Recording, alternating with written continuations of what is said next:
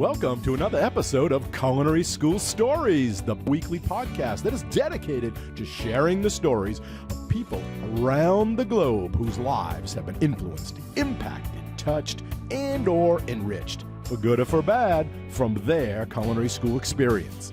Hi, my name is Colin Roche, and I'm your host. Thanks for joining us today. You are an important part of this show, where we ask the question, what's your culinary school story? So now, without any further delay, let's meet today's guest. Hello, everyone, and welcome to Season 3 of the Culinary School Stories podcast, a proud member of the Food Media Network. And if you have not yet subscribed to the show, please do so. It is free, and we would love to have you as part of our community. You can follow the show and subscribe for free through your favorite podcast app or through our website at www.culinaryschoolstories.com, which is also where we store all of the podcast's past episodes and our guests' bios and their contact information. So be sure to check it out. So now let's meet today's guest, who has a slightly different culinary school story to share with us today. John Michael Collins, thanks for being here with us today and sharing your culinary journey. Thank you. I'm glad to be here. Great. So you attended and graduated from DC Central Kitchen's culinary job training program, which for over 30 years has helped men and women launch culinary careers. And I was reading on their website, their motto is, we care about our students' potential much more than their pasts. And they work to prepare adults facing high barriers to employment for careers in the food service industry. So before we talk about, your experience at the DC Central Kitchen and what brought you there, maybe you could talk about your past that led you up to this job training and where you are now. My past is probably, not one that I share with many. But throughout my career, I've seen several that have had similar pasts. I actually found food by sheer accident. I had made a series of events that happened in my life that led me to make a lot of mistakes. And I ended up serving some time in Federal Lockup and found, food there. I got into a little bit of trouble and had to do some work in the kitchen and found I actually kind of liked it in there. And I stayed and I worked my way from the dish pit into prep cooking, into the bakery, into the line cooking, and just really kind of found that I really loved that style. And while I was there were culinary classes to take. That taught us the different way of cooking food, taught us about Serve Safe and got us Serve Safe certified, as well as baking classes. When it came time for me to actually leave, they found out that I was going to DC, and my baking instructor told me, when you get there, you need to look up DC Central Kitchen. They will help prepare you for a job. And, in this arena, this is what you really want to do, which I hope it is, because you're very talented. Wow. So did you have any experience before you went to prison and started the food? I mean, did you have anything previous or no? Yeah, watching my grandmother cook. Oh. That was basically my own experience, was watching, my grandparents raised me, from the age of 12, and just watching her cook. I mean, that was the only, and I loved her food. So it was the only real experience I had. Did she let you help? Did you go in there and get your hands dirty and do some baking with her? I helped make a mess is what I I got to lick the bowl for that, we were making cakes but it was basically, she did all the work. I just kind of observed and made a mess, and she just loved having me around. Right, so. Right. Did you have a love of a certain cuisine growing up, or was it just more grandma's home style cooking? Well, I mean, I was born and raised in San Diego. So, I mean, there was a lot of Hispanic influence, and I spent a lot of time in Mexico and Hmm. Tijuana and stuff. So, I mean, I kind of didn't really graduate to foods that have that type of flavor and have that type of flair, even though, now in my current setting, I'm learning all sorts of different cuisines and things are just, expounding. I am being introduced to foods, and when I say that, I mean like fruits and vegetables that I didn't even know existed on Hmm. this planet, let alone what they tasted like or what they look like or how to prepare them. And it's just been this wonderful journey with all these oohs and ah moments of learning stuff that's new and figuring out what food really is and how to connect food to people. And in turn, that connection just brings joy. It's amazing how, I have found just preparing food for somebody and watching their face change as they experience not only just the smells and the look and the flavor, but just watch their spirit come alive. It's just amazing and brings so much joy to my life.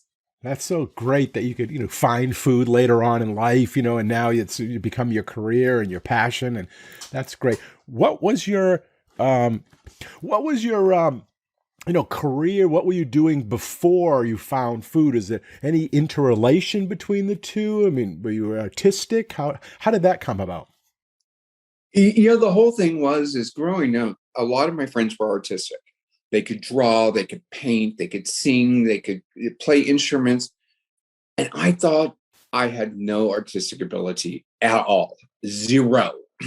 My best drawing is a stick figure, and it doesn't even look like the right stick figure. I try to paint, and it looks just kind of like blah. Everything just kind of melts together. And I I didn't. I mean, I found that I really loved connecting with people, Hmm. and I connected with people in some very um, less than attractive ways, I guess you could say. Um, you know, there's that quote that's by I can't remember the quote. It doesn't matter. But it's like the kitchen is a last refuge for everybody, and people in the kitchen, we don't care about what's happened to you. What we care about is where you're going and what's going on with you right now. I have found such a sense of family in the kitchen that and I didn't think it would really be there. I mean, Ender Bodine was so correct in everything that he did and what he said about, the kitchen and the hospitality industry. And it makes me, my family is gone. I'm all by myself now. And I have the sense of, people who actually really care about me and they want to see me succeed and they want to see me do better. And everybody is so willing to help. All I need to do is just ask the question, what are you making? Explain that to me. Why are we doing this way? You know, um, right now we are getting ready to open a brand new restaurant in the hotel I'm at with a brand new concept. And it's something that not very many people get to experience it, nor get to be part of. And as a cook one, I mean, very few cook ones actually get to be an active role in this. And it's crazy that a few of my recipes are making it to the opening menu. That's great. And several of my recipes are on standby in case some of the recipes they picked to make it don't make it. And that's at the Ritz Carlton. Yes. Great. And we had the corporate chef come in and he was helping us with a photo shoot and everything. And we've been plating um, some shrimp sakanaki a certain way. And he changed the plating on it. And I looked at him and, I said, why are we plating it like this? And he gave me this weird look. And I think at first he thought I was challenging him. as to why would you do it like this? And I looked at him, I said, I'm not trying to challenge you. It's just the fact that I'm learning plating right now. And I'm trying to learn how to do it better. And you're changing it. And so I'm trying to understand why you're changing it so that I can get better at this. Sure.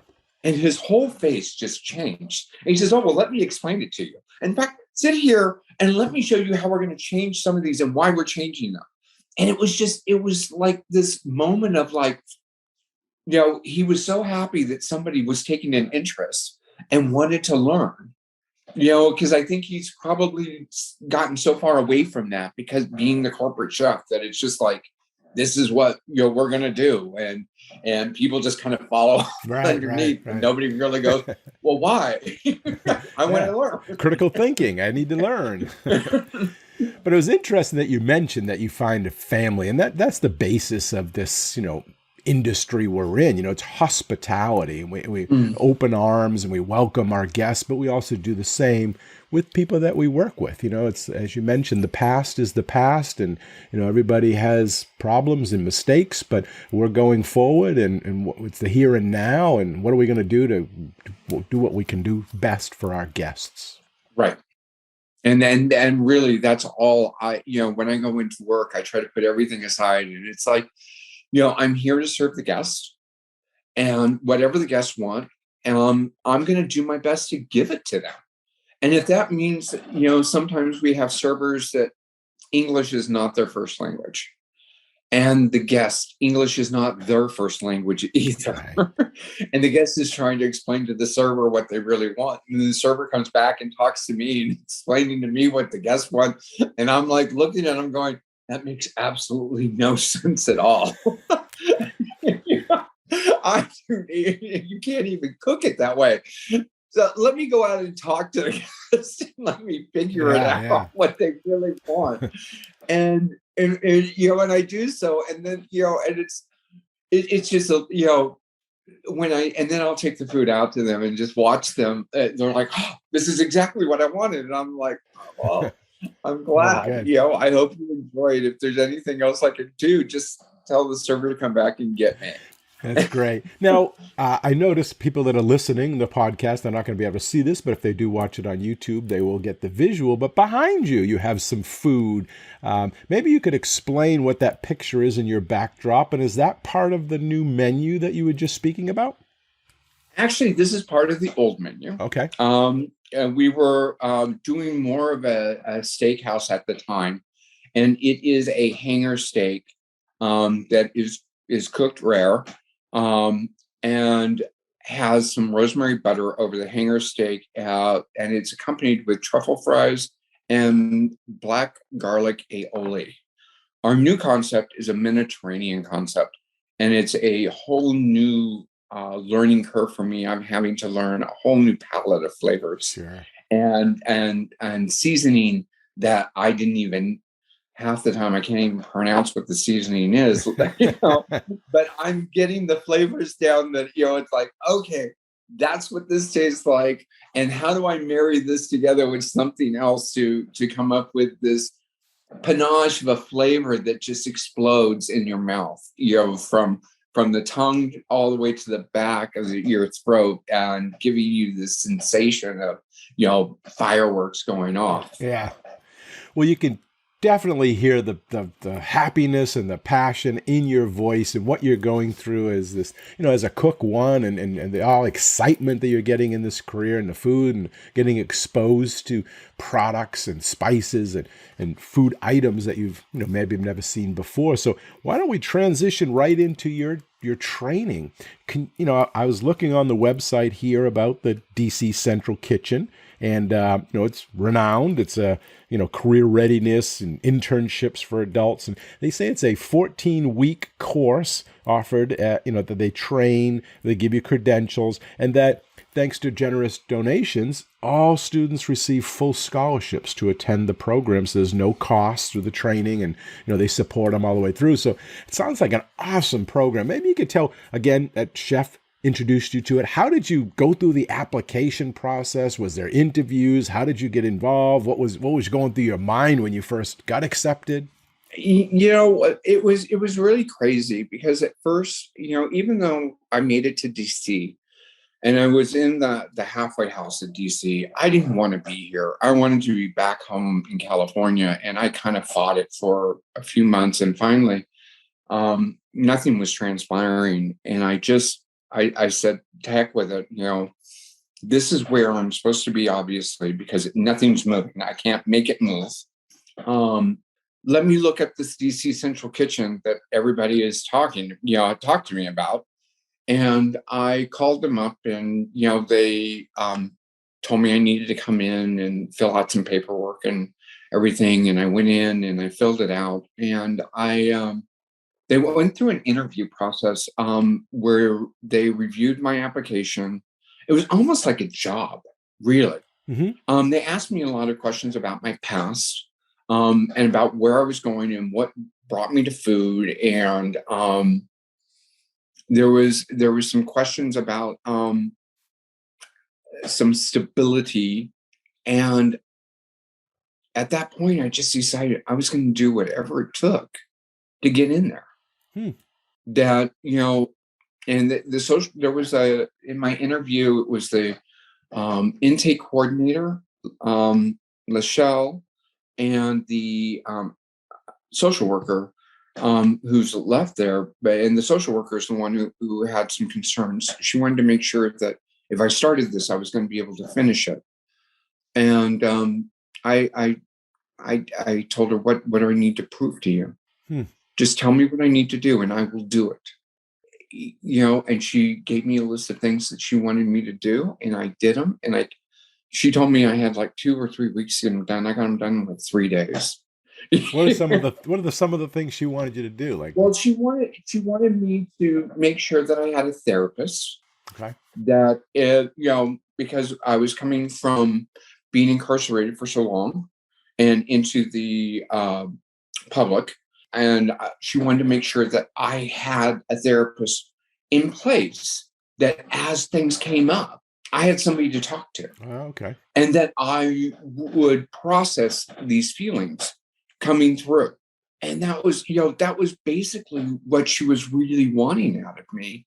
And because she could see that there was probably going to be a little bit of bumps in the road down the way. And she wanted to make sure that I was going to be safe the whole way through. Because they probably want to make sure people complete, right? And there's maybe limited spaces. Right. And, it's no cost, so there is money and resources involved. Well, there is a cost. I mean, the cost is not to me. It's not to the student. Right, but there's a cost to somebody. But the cost is to, that my class was sponsored by a couple. They were both retired, and they sponsored the whole class. Wow. They paid for the tuition for the whole class. And so if I don't complete, they still have to pay. Right, yeah. And, the other thing is, there are other companies that sponsor, like Marriott sponsors a lot of classes and sponsors the whole class. And it's not just that they're sponsoring, paying for the instructors and paying for the food that we are preparing, learning how to prepare, and paying for our uniforms and paying for our books and paying for our certifications, because we're certified in in Serve Safe and Alitrain, and there's another certificate that we get, and I can't remember it off the top of my head. But there's costs involved, right? There's this, But there's lots of different costs involved, and not only are they paying for that, but we're getting a stipend every week to make sure that we can get to and from class. They're giving us some cash so that we can actually, get on whatever means of transportation.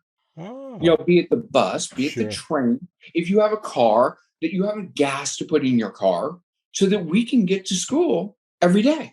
So they're giving you all the tools and resources that you need to be successful. Everything that we need, including knives. So it's just one of those things that they want to make sure that we're going to be successful all the way through. So then you get in. What do? They send you a admissions letter, or what do they do? How do they let you know? Well, not so much an admissions letter. I mean, we're called and we're told that we were accepted. That what part of the process that I'm not involved in, or the student is not involved in, is after they've gotten all these applicants and everything, then they sit down as a group and they decide who's going to fit where. Is this person ready? Do we need to have them wait? This person dropped out of the last class and we want to bring them back and they're ready now. So are we going to make room for them? And once all of that has been set in stone, then we're called and told what day to show up for class. Is there a waiting list? Is people waiting to get in, or is it pretty much everyone gets in that wants to? I think at times there is, but to be honest with you, that was not my experience. Okay. But I know that some people, their experience has been that they've been put on a waiting list, but that wasn't mine. Okay. So now they tell you the day to show up, you go, and what do? You get your uniforms, you get knives, you get a tour. How does that go? Well, the first day that we show up, it's just crazy. We're told how to we got to be in street clothes, and in fact, we're in street clothes for the first 2 weeks, because the first week they're checking to make sure we're going to be there, and at the beginning of the second week, they actually take our sizes. Shoe size, jacket size, pant size, and everything. And then they order the uniforms. Okay. So by the second week, then we have our uniforms. But the first day, we've got all our books. They've given us every single book that we need, including nail clippers to make sure our nails stay the way they're supposed to stay. Files, pens, paper, and everything. And our first class that we go to is self-empowerment. And when I went to this class, my first thought was, what has this got to do with anything to do with cooking? This man is telling me I'm going to need to tell some of my deepest, darkest secrets to a room full of people that not only do I not know, I don't know if I care to know these people. And it's just one of those, I wear glasses, and I would look at him over the top of my glasses, and his name was Jeff Rustin, and he's still there to this day. And he's always so happy to see me or to hear from me and to hear the adventures I'm going through. But he always says, Mr. John Michael would look over his glasses at me like, oh, you got to be kidding. I am not telling you that. So how did it end? Did he turn you around by the end of the class? Was it? Oh, he turned me around. It went from, that was my least favorite class, to being the most empowering class that I learned that I did have power. Wow. And that people did not walk all over me. And it was okay for me to say no. And it was the trauma I went through as a child was okay. Not that it was okay I went through it, but it was okay because other people went through the same thing. Because when I started talking about mine, other people started talking about theirs, and it bonded us together. Oh. Because now we had something that not only were we learning how to be a family, but we were bonding together. That I see these people all the time, all around the city, and they come up to me and tell me, hello, how are you? I know they're kids. Wow. And their kids love me. And it's one of those things that was probably the most empowering thing I've ever done for myself.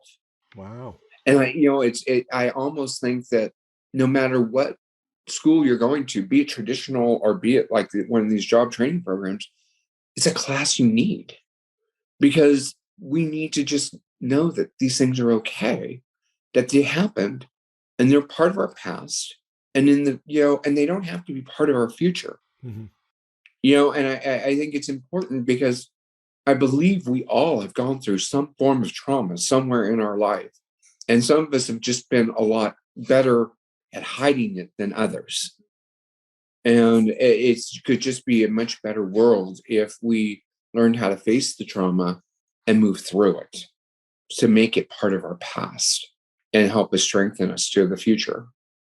Sounds like a powerful class and a good one to start off with. It's needed to be start off, right? It gives you that, like you said, the bond, that family, that trust. You get to know each other and you're ready to go in and now have an open mind and start learning and put that baggage and stuff behind you. Right.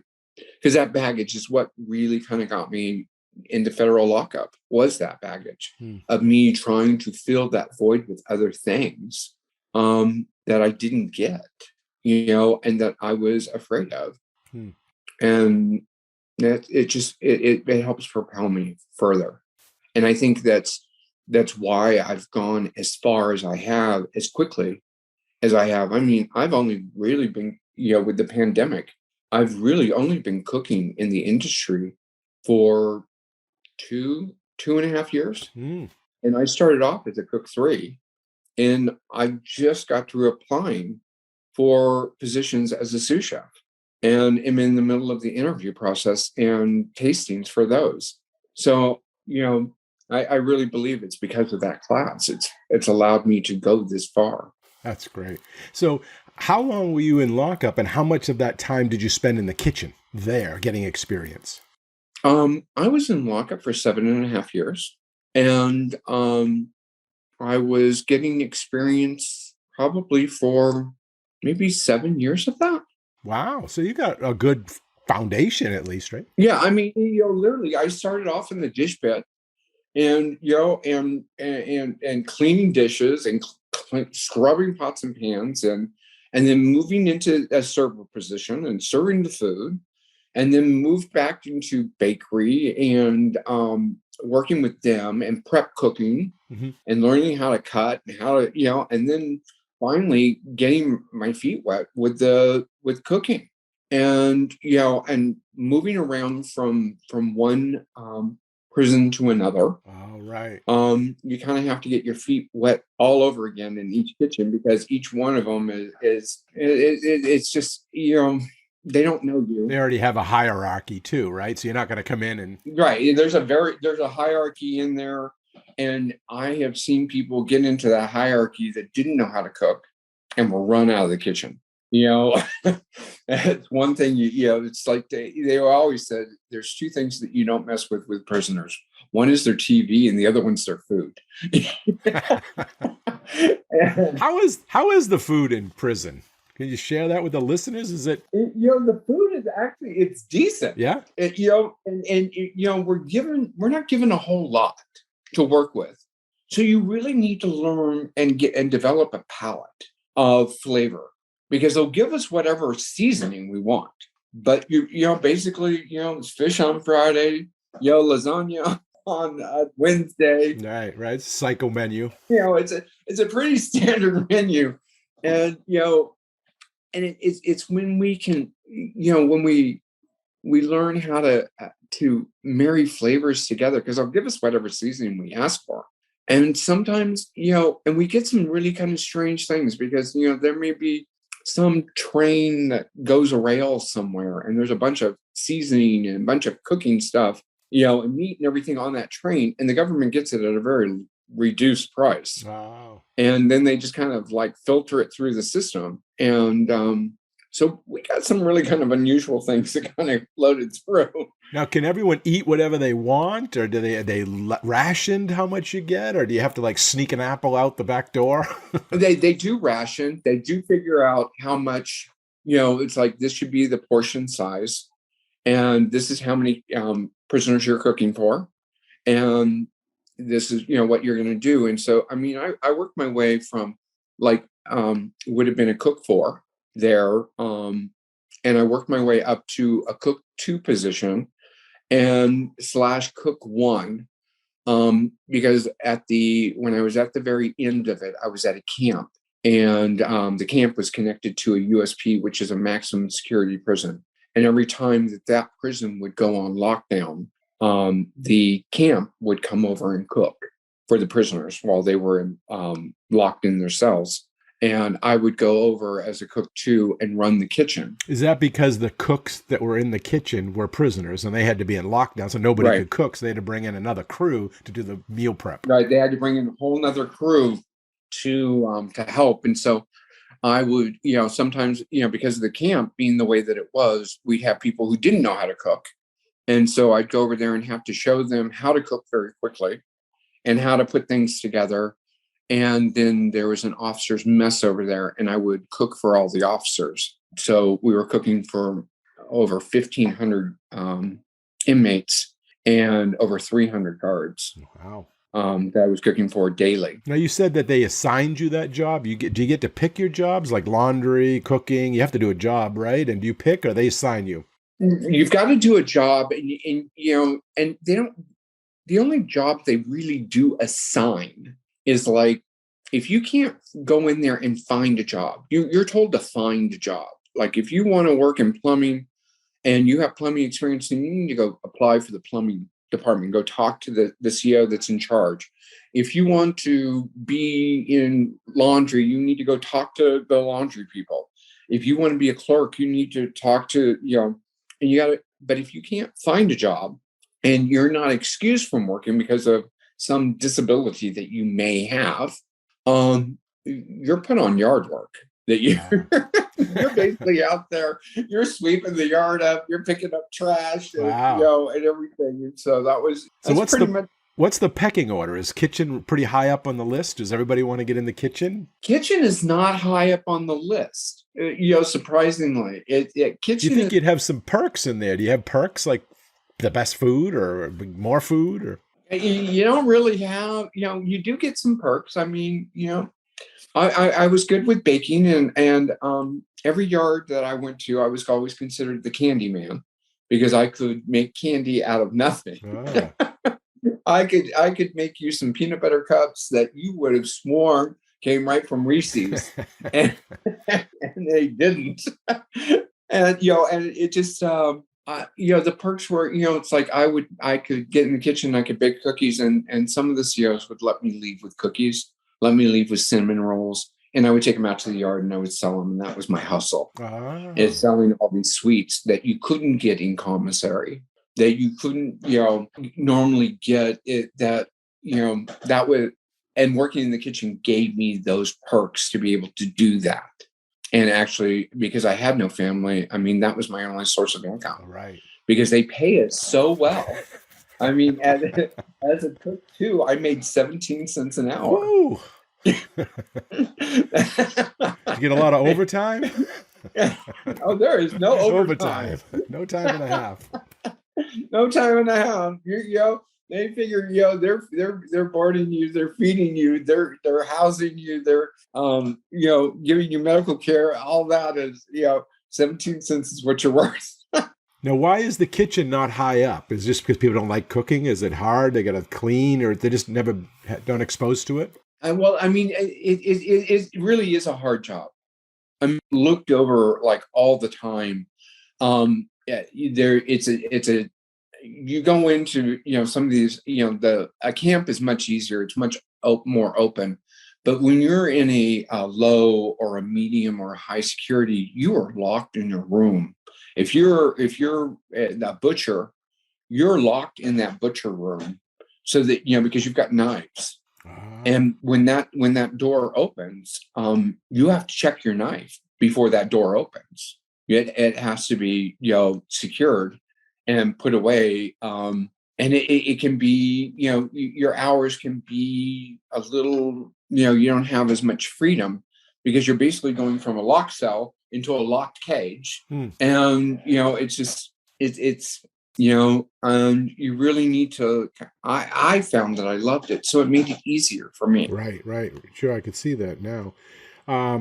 Did they have to go through a certain security to work in the kitchen because of those knives? Or they have no, anybody can go in? It's because you're in there. It's so you're in there and everything else. So it's just, it's one of those things that, and it's unusual because each part of the kitchen is controlled by a different group. You have all, and I don't even want to say, because it's not really a gang, But it's, you've got the air, Aryan Brotherhood controls basically the cooking part of the kitchen. Wow. The dish room is normally controlled by the Hispanics. The bakery is normally controlled by Pacific Islanders.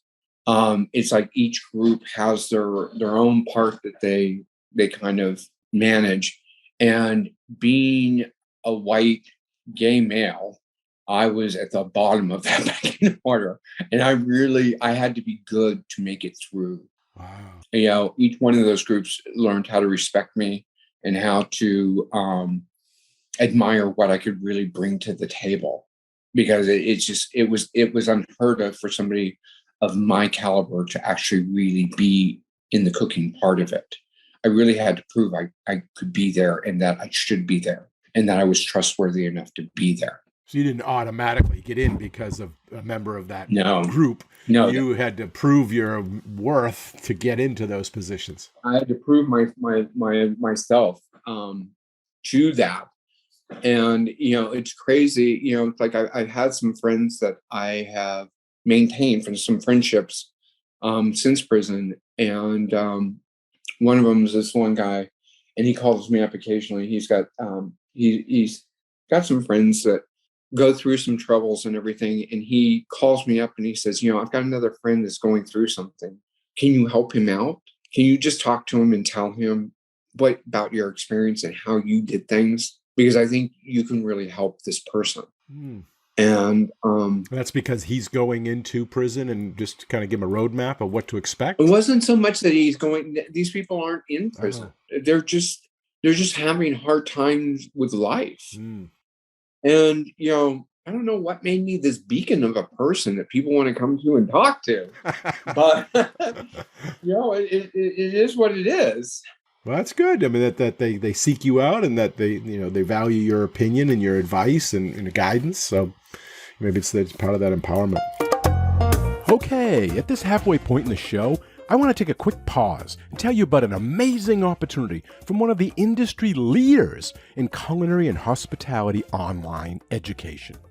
Whether you are an individual looking to get more training in the front or back of the house that is documented through assessment and certification, or are a small or large hospitality business owner looking to find an effective and legitimate educational training institution that will provide your employees quick, easy, and affordable operational training, well then, the Pineapple Academy is for you.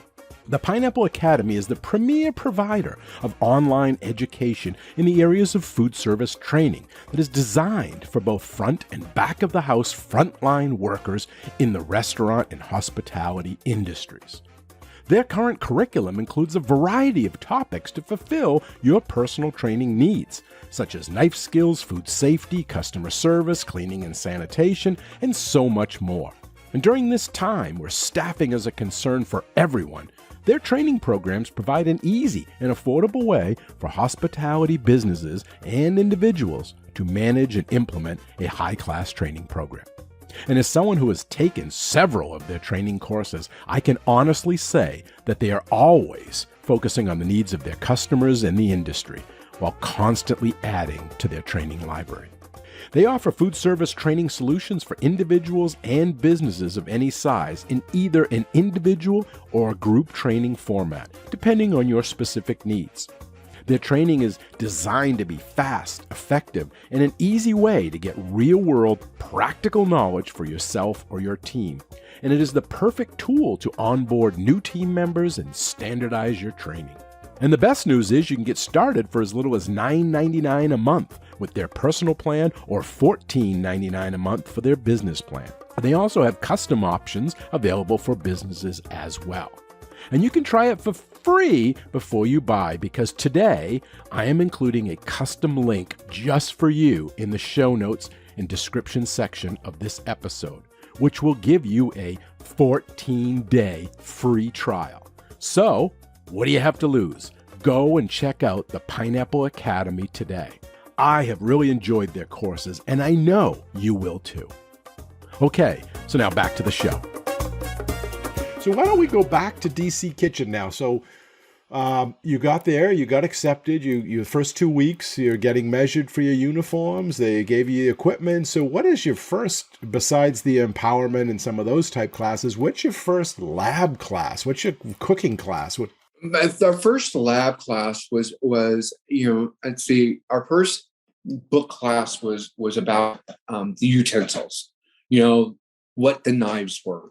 This is a chef knife. This is a paring knife. This is it was a lot of stuff I already knew and everything. And then when we actually got into the kitchen, the first thing that we were handed was a carrot. And we were told to dice it. Not shown how to dice, but just told to dice it.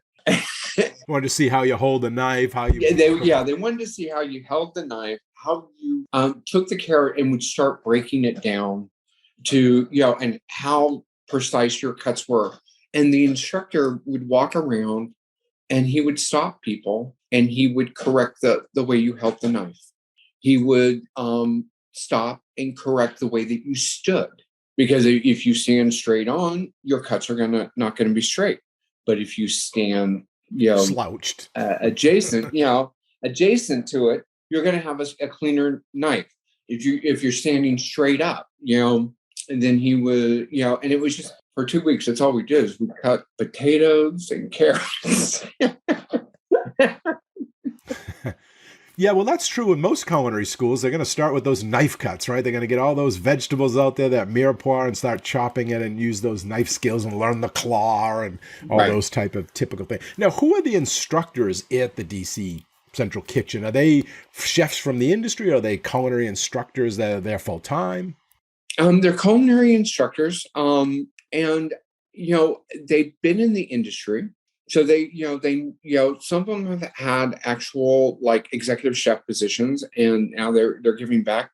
Others have just worked their way through the industry. I remember Chef T, who has left DC Central Kitchen, loved him dearly. He always had a good ear and was always very kind. And he's gone on to a literacy course where he's working with adolescents and making sure, helping them, increase their literacy and increase the district's literacy on whole. And, it's amazing. There was Chef Dean and, he had gone through his own troubles and now he's off doing something, different. But Chef Dean is the thing that he taught me, and I hold to this day of knowing how to do is he taught me how to make hollandaise sauce. That was the first thing he taught me how to do. And I was good from the beginning. And I think I'd never done it before and didn't even realize what hollandaise sauce really was. I mean, I knew it went on asparagus and I knew it went on, poached eggs, but to actually make it from scratch and to learn what that flavor palette is supposed to taste like and how not to cook your egg. Right. Don't make scrambled eggs. Because you don't want scrambled eggs. You want a nice sauce. That's great. Now, you progress? Is there a final in there that you have to for each course, or is it at the end of the program that you have to complete something or do a practical? There is a final. We're given, we go through all the different meat cuts. We go through eggs, we go through searing, we go through sauteing, making omelets. I mean, it's all the basics.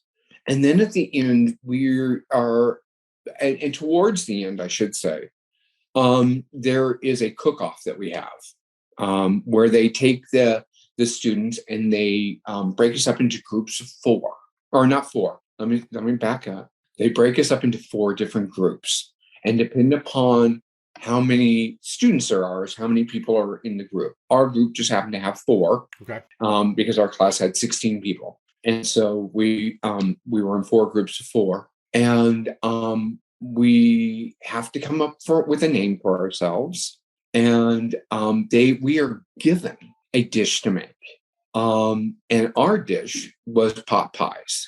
And so each group had a different protein. There was the chicken, the beef, there was a pork, and then vegetarian. And my team got vegetarian. And I'm sitting there thinking, okay, how the hell am I going to make a vegetarian pot pie from scratch and get this thing to actually taste good? Because I'm like listening to all these other people. And our team came together and we broke everything off. And the judges that we have are cooks and chefs that are in the industry. And they came in and they judged not only just what we prepared, what it looked like and how it tasted, but how we presented it to each other. And they loved the presentation. And one of the guys he told me that he had been vegetarian for decades and that he had just, gone back to starting to eat meat. And he said, I couldn't believe that I wasn't eating meat when I ate yours. Wow. That's a compliment, huh? He said the flavor and the punch was there. And it came out later that some of the other students thought I cheated, but since I was trying this out, I went on to LinkedIn. I had a lot of chefs that are on my LinkedIn account, and I said, this is what I'm doing. And do any of you have any ideas of how I can marry some vegetables together to get a nice flavor combination? And I had several chefs that came forward and said, have you thought of this? And have you thought of that? And and different vegetables I had never thought about using, like parsnips, sure, and rutabaga. Caramelize them up, get some flavors. And I took 3 of the different ideas that different chefs had given me, and I married them all together. And some of the other students said that I cheated. And when I explained to Chef T and Chef Will what I had done, they went back and said he didn't cheat because he didn't take a recipe from anybody. All he did was ask for ideas, and he took their ideas and he married them together. Yeah. And we've read all the emails that he got, and none of them have a recipe in it. All they did was give him ideas. And so he utilized his network to the best of his ability to come up with being resourceful. And that's all it was. Is he didn't take a recipe from anybody. He just took ideas. That's great. No, that's just using the resources and network, like you said, just to try to get, ideas to add to your own and then make it your own. So that's, that's what every cook does. Right. There's nothing new being invented today. Everything's been invented before. We're just taking things and putting different things together and putting our own spin on them. A different twist on it. Yeah. And that's all it is. It's a different twist. And we're maybe taking something that is at this level and we're elevating it to this higher level. Right. And that's all it is. So that's good. Now, did you graduate? They give you a certificate and it's like a little graduation? We did graduate. And at the end, we were a practical. And on that practical, we had to make a hollandaise sauce. I had to sear some meat to a medium rare. I had to do a vegetable, but everything we had to do completely from scratch. And we were given 1 hour to put it all together. And what happens if you don't do well? You have to stay in the class and do it and keep taking it again, or you don't graduate, or? You will not graduate if you cannot pass your practical. Okay. But they do everything in their power to make sure you're going to pass that practical. Because if you're having problems with hollandaise, they'll pair you up with somebody. I got paired up with several people to help them do their hollandaise and how to give them different little tricks that I had learned. That's good. So it's not one thing that's going to, prevent someone from moving on, but they do want to make sure that you have somewhat foundational before they put you out in the workforce. Right. And towards the end, before that practical, we're put in a internship. And the internship normally lasts 3 weeks. And my internship ended up lasting 7 because I was interned at the Ritz-Carlton Pentagon City. Wow. And the executive chef really liked me. And he put me through my paces. He would throw so many different things at me. It was just crazy. And he was really trying to find a position for me and didn't want to let me go. And he found a position for me. Great. So what's next for you now? Now that you've got this behind you, you've got that foundational level, you're climbing the career ladder. Where do you see yourself for the next year, 5 years? What's the ultimate goal here? I enjoy cooking. And even though I'm applying for sous chef positions, I am trying to make sure that I'm still going to stay cooking. I don't want to be stuck in an office doing a bunch of paperwork and doing a bunch of numbers. Hmm. I mean, I really want to be out there and I really want to be cooking and I want to be creating. And, that's what I see myself doing is just really, I really love what I do. So what would you like to do in the short term? The short term, I'm learning as much as I can learn. And I'm learning a lot about Mediterranean flavor and different recipes and just really trying to kind of put my stamp on a few different things. Are you going to stay in that Washington area, as you climb the sous chef ladder? I do right now. I'm planning on staying here in this Washington area, but that doesn't mean that I'm not open to moving somewhere else. I had somebody that came in, a guest, and I went out and I spoke with him, and I cooked what he wanted me to cook, and he enjoyed it immensely. And a few weeks later, I got a message at work that somebody was trying to get a hold of me, and they wanted me to call them. And I called, and it was the general manager of a private club in Minnesota. And the gentleman I had cooked for was the president of the board of that private club. Oh. And he wanted me to come out and be the chef for their season. And their season only lasts for, I think it was like 12 weeks. And even though it was good pay and everything else, what am I going to do after 12 weeks? So there's 52 weeks in a year. Right. And I know the Ritz-Carlton is great for transfers, right? You could transfer within the Marriott Ritz-Carlton properties. Within the Marriott and all the positions that I've applied for within the Marriott brand. And I really love what Mr. Marriott has built and the philosophy behind a lot of it. It's just very positive. So this DC Central Kitchen, this job training sounds really great. Would you refer someone to the program and why? What would you tell someone about it? I would refer somebody to it because it helped me so much just become such a better person overall, learning how to handle so many of these barriers that came up and how to rely upon some of my friends that I made there. It was just a very positive experience. And no matter what you do in life, some of the classes of, just the self-empowerment, the professionalism, I still to this day, I go back to the school. Really? And I work with the students and I help mentor them if they're having problems. In my class, I was the only white student. Everybody else was of color. And I go back and, and it seems to kind of be a thing that there's always one. And, I let them know it's going to be okay.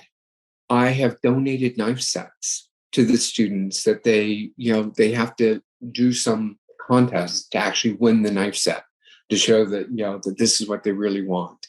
And I've spoken at graduation ceremonies. Wow. I really believe in the program and I believe in what they do and it can help people. And it's one of those things that I tell people, life really kind of throws us some punches and it can really suck at times, but it doesn't mean that we need to get stuck.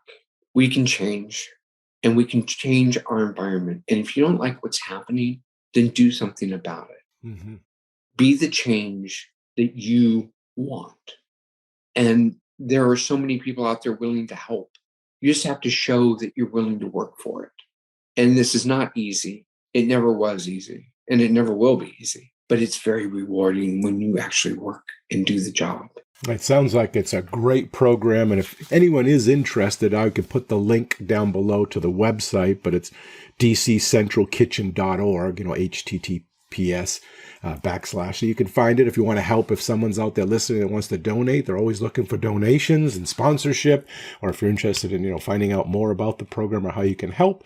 And I believe there are many different cities now, right? There's not just in DC. They have some version of this in other places as well. Yes. And they're trying to branch out a lot more. I mean, the way that DC Central Kitchen was first formed and taking food from restaurants that would normally be thrown away and to repurpose it to help feed the homeless and the hungry. And I remember hearing it was being said that could never be done, and it was just, and here it has been done, and it's been done for over 30 years. Mm. And there's so much good that has come out of this, and they're trying to grow this across the country. And even though it may not be DC Central Kitchen that's involved, there are other kitchens that are taking DC Central Kitchen's platform and moving it forward.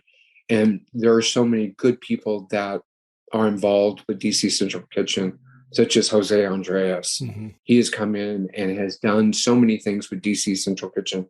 And now that he has DC World Kitchen, and he uses that platform to feed people in all over the country and all over the world when disaster hits.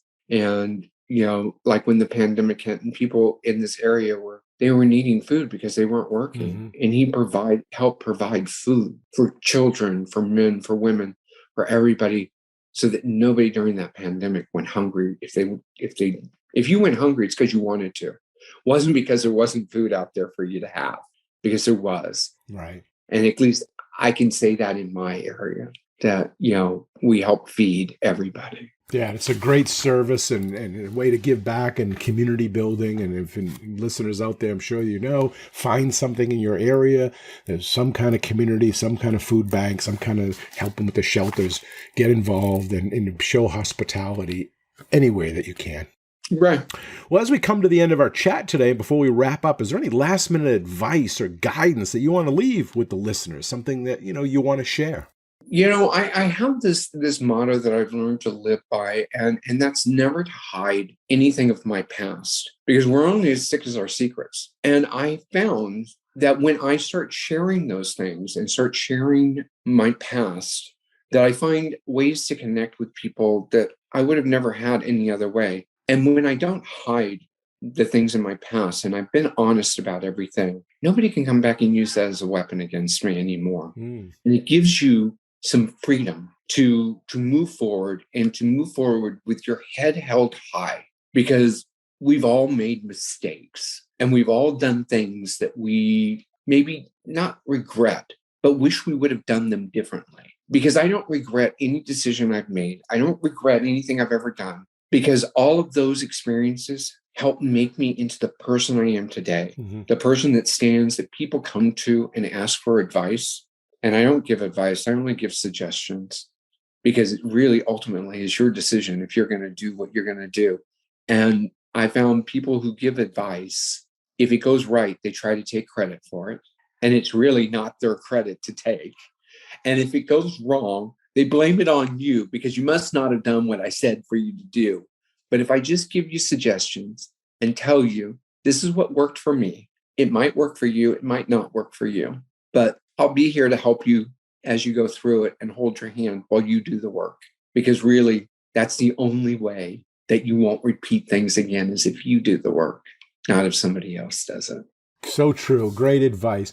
Now, if someone wanted to reach out to you or wanted to ask you questions or something, or touch base, is there a way that they can reach you? You're on social media. What's the best way? Well, I'm on Facebook and I'm on LinkedIn. And, I have no problems sharing my email address with people. What we could do is I'll put it in the show notes with your bio, and I'll put the links, whatever you need, and the information there, the contact information. If there is someone listening that wants to, hear more about your story, someone wants to reach out for employment purposes, or someone wants to reach out and find out about, advice going forward or from your experiences, they'll be able to do that. Wonderful. Good. And I appreciate, you putting yourself out there, that someone that can ask questions to, that can come to, because, that's, as you mentioned, that's really what it is. It's really hospitality. It's a family. It's we help each other and we all get through this life together. Yeah, because if it weren't for people being there to help me, I wouldn't have gotten as far as I did.